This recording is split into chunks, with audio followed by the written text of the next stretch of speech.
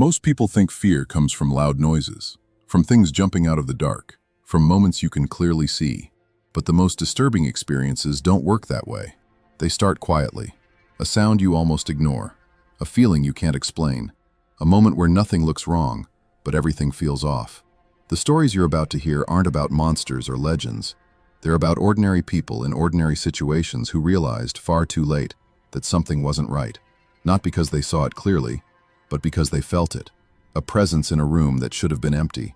A voice that knew too much. A moment that followed them long after it was over. These are the kinds of experiences that don't leave when the lights turn on. They stay with you.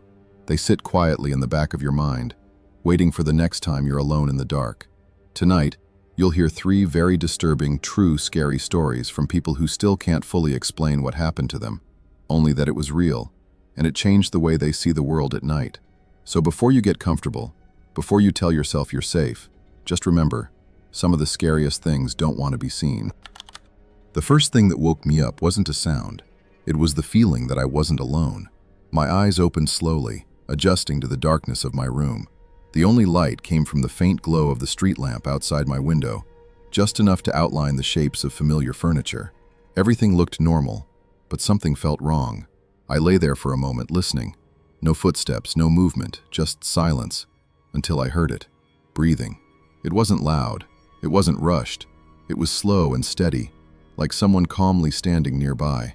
At first, I thought it was my own breath echoing in my ears. I held my breath to be sure. The breathing didn't stop. My heart started pounding as I realized the sound wasn't coming from my chest. It was coming from somewhere else in the room. I stared toward the corner near my closet, my eyes straining to see movement. Nothing shifted. Nothing stepped forward. But the breathing continued, perfectly calm, perfectly patient. I wanted to turn on the light. I wanted to reach for my phone, but fear locked my body in place. Every instinct told me that moving would make things worse. The sound grew slightly louder, closer. I could tell whoever, or whatever, was breathing wasn't asleep. It was aware, and it knew I was awake too. I stayed completely still, afraid that even the smallest movement would draw attention to me. The breathing was steady, slow, and deliberate. It didn't sound strained or sick. It sounded relaxed, like whoever was making it was comfortable being there. I told myself it had to be my imagination. When you wake up suddenly in the middle of the night, your mind can play tricks on you. I'd heard that before. Shadows look deeper, sounds feel closer, fear fills in the gaps. So I tried to prove myself wrong. I held my breath again, this time for longer. My chest burned, my lungs begging for air, but the breathing continued without pause. Same rhythm, same calm pace. That's when I knew it wasn't me. My eyes drifted back toward the closet. The door was slightly open, just a few inches, the way I sometimes left it without realizing. The darkness inside looked thicker than the rest of the room, like it absorbed what little light there was.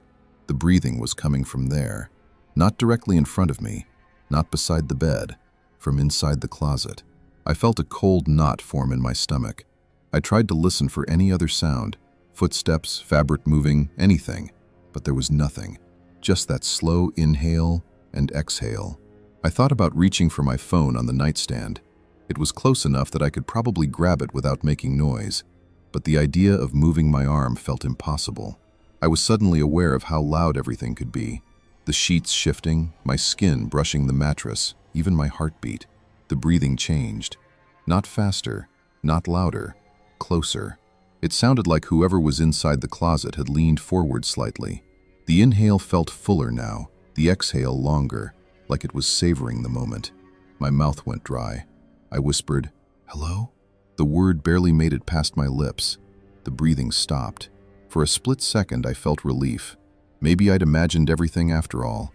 Maybe the sound was gone because there was nothing there. Then I heard something else. A soft creak. The closet door moved. Not swinging open, just shifting enough to widen the gap by an inch or two. The sound was quiet, controlled, like whoever touched it didn't want to be noticed. The breathing started again. This time, it wasn't coming from the closet anymore. It was coming from right beside my bed. The breathing beside my bed was unmistakable. It was closer than it had any right to be, close enough that I could feel faint warmth on my arm. My entire body went rigid as my mind struggled to process what was happening. I slowly turned my head, inch by inch, terrified of what I might see. There was nothing there. No shape, no shadow, no movement, just empty space.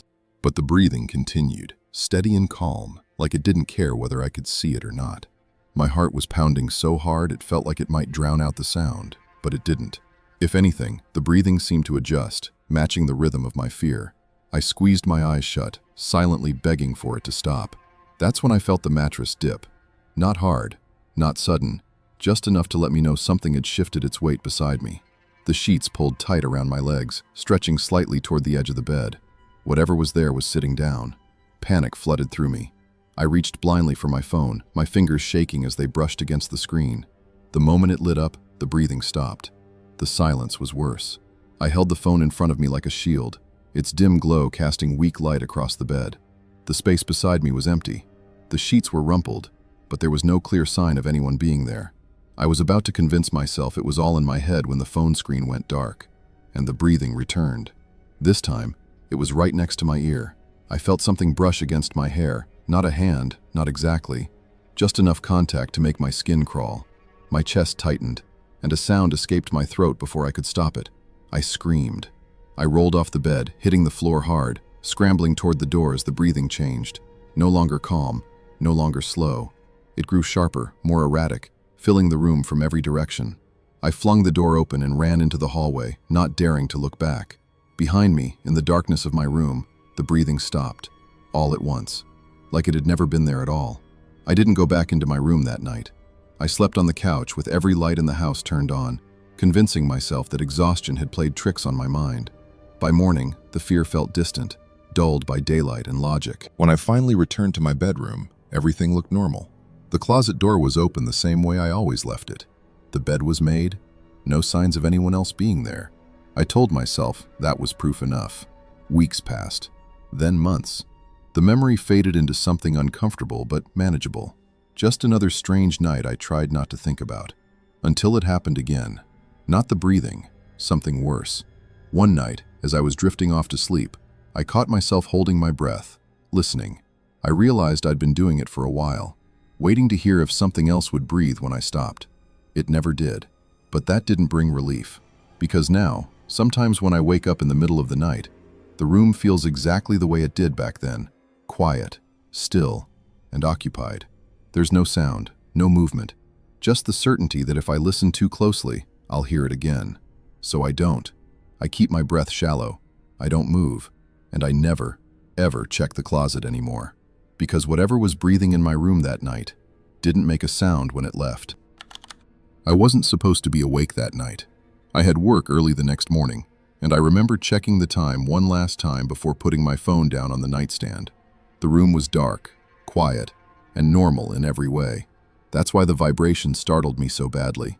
My phone lit up, buzzing softly against the wood. I reached over, half asleep, expecting maybe a spam call or a wrong number. But when I looked at the screen, my chest tightened. Unknown number. I let it ring for a few seconds, hoping it would stop. It didn't. The buzzing continued. Patient, almost deliberate. Against my better judgment, I answered. Hello? There was no response. I pulled the phone away from my ear to check if the call had dropped, but the screen still showed it was connected. I brought it back slowly, listening harder. That's when I heard breathing. Slow, even, not distorted or muffled, just someone breathing calmly on the other end of the line. Can I help you? I asked, my voice already tense. The breathing stopped. Then a voice spoke, quiet, steady, and unnervingly clear. I was wondering how long you'd stay awake. My heart started racing. Who is this? There was a short pause, and then the voice said something that made my stomach drop. You turned your light off about 10 minutes ago. I hadn't told anyone I was home, and I hadn't told anyone I was awake. I sat up in bed immediately after he said that. The room suddenly felt smaller, like the walls had shifted closer without making a sound. I glanced toward my bedroom door, half expecting to see the handle turning, but it stayed perfectly still. That's not funny, I said, even though my voice shook. The line went quiet again. I waited for the breathing to come back, but instead, the voice spoke softly, almost casually. You always say that when you're nervous. My stomach dropped. I didn't ask how he knew that. I didn't want to hear the answer. I checked the time again. 12:43 a.m. Only a minute or two had passed since the call started, but it felt much longer. I lowered my voice instinctively, even though there was no one else in the room. "Who are you?" I asked. The voice didn't answer right away. When it did, it sounded closer somehow, clearer. "I just wanted to make sure you were still awake," it said. "You almost weren't." I pulled the blanket tighter around myself and scanned the room. The curtains were closed. The window was locked. Everything looked exactly the way it should. That's when my phone vibrated again. A text message from the same unknown number. "You're sitting up now." My heart started pounding. I hadn't said anything about that. I hadn't moved near a window. There was no way anyone should have been able to see me. "Stop," I whispered into the phone. "What do you want?" Another pause. "I want you to listen," the voice replied. "Because if you don't, you're going to miss it." "Miss what?" There was a faint sound through the phone then. So quiet, I almost didn't catch it. A soft knock. Not on my door, somewhere else in the house. My breath caught in my throat. The voice spoke again, calmer than before. "You hear that too?" it said. "Good. That means I'm not too late." I slid out of bed slowly, my legs shaking as my bare feet touched the cold floor. I didn't take my eyes off the bedroom door. Another knock echoed through the house. Closer this time. "I told you to stay awake," the voice said. "If you'd fallen asleep, you wouldn't have heard it."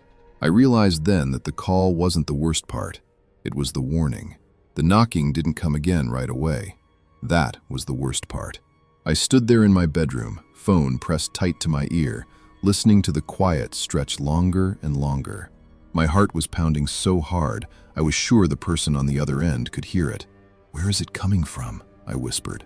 The voice let out a slow breath. "You're asking the wrong question," it said. "You should be asking how close it is." Another knock echoed through the house. This time, it came from the hallway. My stomach dropped. I backed up until my shoulders hit the wall, staring at my bedroom door. The sound wasn't loud. It wasn't aggressive. It sounded like someone tapping carefully, testing doors, making sure not to rush. "You should stay where you are," the voice said. "Moving around just makes it easier to hear you." "Are you in my house?" I asked, my voice cracking. There was a pause. Then the voice answered honestly. "No." That didn't make me feel better. Another knock. Closer. I could tell now. It was coming from just outside my bedroom. The handle didn't move. Whoever was there didn't try to open the door. They just knocked again, softly, patiently. "You locked the door," the voice said. "Good. You always remember to do that when you're scared." I felt tears burn in my eyes. "What do you want from me?" "To keep you awake," the voice replied. "You don't want to know what happens if you don't." The knocking stopped. For a moment, everything went silent. Then I heard it. Breathing. Not through the phone. From the other side of my bedroom door. Slow. Careful. Familiar. The voice on the line whispered, "There it is." I squeezed my eyes shut as the door handle turned slightly, just enough to make the lock click. I screamed and slammed my shoulder against the door, holding it shut as hard as I could. On the phone, the voice spoke one last time, calm as ever. "I told you to stay awake." The line went dead, and on the other side of the door, the breathing stopped. I don't remember how long I held the door shut. Minutes passed, maybe longer. My arms burned from the effort, but I didn't dare let go. I listened for breathing, footsteps, anything at all. There was nothing. Eventually, the silence became unbearable. I opened the door slowly, my heart pounding as I leaned out into the hallway. It was empty. No one standing there. No movement. No sound. The rest of the house was the same. Every door locked. Every window closed. Nothing disturbed. I stayed awake until morning. When the sun finally came up, the fear didn't leave. It just settled deeper, like something unfinished. I checked my phone again, hoping to find some explanation. A missed call, a recorded number, anything. There was nothing. No incoming call, no missed call, no text messages. The only thing in my call log was an outgoing call, placed at 12:41 a.m., duration, 11 minutes. I don't remember making that call. I moved out of that house less than a month later, changed my number, stopped answering unknown calls altogether. But every now and then, late at night, my phone will light up for no reason. No notification, no message, just the screen turning on by itself. And every time it happens, I stay awake. Because I still remember what the voice said. It didn't call to scare me. It called to make sure I was listening. I didn't notice anything was wrong at first. It was late, just past midnight, and I was walking home from a friend's place like I'd done dozens of times before. The streets were quiet, the kind of quiet that only exists when most of the city is asleep. Streetlights buzzed softly overhead, casting long shadows that stretched and disappeared as I walked. About halfway home, I had the sudden urge to look behind me. There was no reason for it. No sound, no movement. I turned around anyway. The street was empty. I shrugged it off and kept walking, telling myself I was just tired. But a few seconds later, I felt it again. That uncomfortable awareness that someone was there, just out of sight. This time, when I looked back, I saw something. Not a person exactly, just a shape at the far end of the street, standing under a broken streetlight. It wasn't moving. It wasn't walking toward me. It was just there, watching. I told myself it was someone waiting for a ride, or maybe just a trick of the shadows. I turned back around and picked up my pace. That's when I heard footsteps. Not echoing, not rushed. Matching my pace. I slowed down. So did the footsteps. I stopped completely. The footsteps stopped too. I didn't look back again. I didn't need to, because whatever it was had already noticed me. I kept walking, but I didn't relax. My shoulders stayed tight, my steps careful, measured. I told myself not to panic. If I acted normal, whatever was behind me would lose interest. That's what you're supposed to do, right? The footsteps continued. They weren't loud. They didn't rush. They just stayed there, a few seconds behind me, perfectly matched to my pace. When I walked faster, they walked faster. When I slowed down, they slowed too. I turned down a side street, one I didn't usually take, hoping it would break whatever strange rhythm had formed. The footsteps followed. I glanced at the windows of the houses I passed. Most of them were dark. A few had porch lights on, but no one was outside. The street felt abandoned, like I was the only person awake in the neighborhood. That's when I noticed something else. My shadow. It stretched long in front of me under the streetlights, bending and warping as I moved. But every now and then, I caught a second shadow near it, thinner, slightly delayed, like it belonged to someone walking just out of frame. I stopped abruptly. The footsteps stopped too. My heart hammered in my chest as I turned around slowly. The street behind me was empty. No one stood there. No one walked away. Just the same stretch of road, silent and still. I exhaled shakily and laughed under my breath, trying to shake the fear. Maybe I'd imagined the whole thing. Maybe the sound had been my own footsteps echoing weirdly off the buildings. I turned back around and took one step forward, and immediately felt it. That pressure in the air, that sense of closeness. The footsteps were back, closer than before. This time, I didn't slow down. I headed straight for my house, my pulse racing with every step. I didn't look back again. I didn't want to see what was there. When my front door finally came into view, relief washed over me. I rushed up the steps, unlocked the door, and slipped inside, locking it behind me without a second thought. Only when I leaned back against the door did I realize something. The footsteps hadn't stopped when I went inside. They'd stopped right outside. I stood there with my back pressed against the door, barely breathing. The house was silent behind me, warm and familiar, but it didn't make me feel safe. My eyes were locked on the door handle, waiting for it to move. It didn't, at least not at first. I told myself I was overreacting. Whatever I'd heard outside was probably just my imagination. Maybe my footsteps had echoed differently on the concrete. Maybe fear had filled in the blanks. Then I heard it, a soft step, right outside the door. Not walking away, not approaching, just standing there. My heart started pounding again as I slowly leaned closer to the door, pressing my ear against the wood. I could hear faint breathing on the other side, slow and steady, just like it had been on the street. It hadn't followed me by accident. It had come with me on purpose. I backed away and grabbed my phone, my hands shaking as I dialed a friend. It rang once, twice, then went to voicemail. I didn't leave a message. I didn't know what I'd say. That's when the doorknob turned. Not fully, just enough to test it. I froze as the handle rattled gently, once, then twice. Whoever was outside wasn't trying to break in. They were checking, learning. A shadow passed beneath the thin gap at the bottom of the door, stretching across the hallway floor inside my house. It moved slowly, like it was leaning closer. Then came the knock. Soft, careful, too polite to be threatening. I didn't answer. The knocking stopped, replaced by something worse. A whisper, so quiet I almost missed it. It said my name. I stumbled backward, my chest tightening as panic took over. I could feel tears in my eyes as I backed down the hallway, away from the door, away from whatever was standing there. The whisper came again, clearer this time. I made it home too. I didn't answer the door. I stood there shaking, staring at it, waiting for another knock, another whisper, anything. Nothing came. After a while, the silence felt heavier than the fear. I forced myself to move, turning on every light in the house one by one. The hallway, the living room, the kitchen, all empty. The front door was still locked. The handle hadn't moved again. Eventually, I convinced myself it was over. I didn't sleep that night.